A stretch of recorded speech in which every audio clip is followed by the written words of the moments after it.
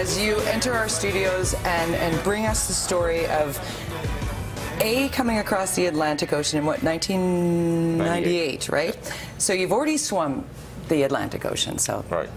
Piece of cake. Followed by a shark for 5 days. Followed by a shark for 5 days.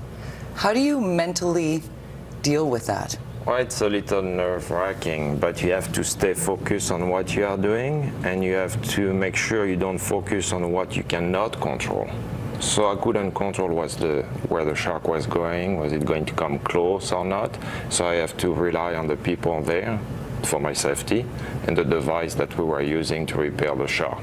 An electromagnetic field that we put in the water, and sharks are very sensitive to magnetic field, so they stay away. So you felt somewhat secure? Yes, exactly. Because that's the fear most of us think of when it's like, okay, you're going to be in the middle of the ocean, swimming 8 hours a day. Right. And what is the total distance? Your next swim is from Tokyo to San Francisco. And give us an idea of what your daily routine is once you first dive into the water to head towards North America. Right. For me, what is very important is that I just focused on one day at a time. So when I go in the water, I just think about what I'm doing at the moment and moving, swimming for an hour and next hour. So even before going in the water, I have a visual schedule of what my mind is going to do hour by hours to keep it busy. Because when your mind is not busy, that's when you start having all those questions and everything is going down spiral. Right. So I go in the water, swim for 8 hours. After those 8 hours, go back on the boat, and where I eat and sleep a lot and try to replenish myself. Next morning, I'm still tired from the day before, go in the water. So that's where it's very important to exercise the mind. Exercise the mind indeed, because a swim across the Pacific Ocean from Tokyo to San Francisco is going to take you months of 8 hours a day of swimming every day. Does your skin suffer? Do you treat yourself? How do you feed yourself enough to swim that long each day? Yeah, it's one of the challenges. I mean, for the skin, it's not too much a problem. I use a wetsuit, and after swimming, I rinse myself with fresh water, so I don't have any problem with the skin. For the food, during the time that I am in the water, I can only eat liquid. So every 30 minutes, I'm being fed like liquid food. And then after on the boat, that's when I eat, and even when I am asleep, I wake up because I'm hungry. So I eat again and trying to ingest 8 to 10 calories per day. Okay, so I'm fascinated by the swim that Ben is going to be doing between Tokyo and San Francisco, but there is a greater reason and a big picture, and why you are doing this is to draw attention to what?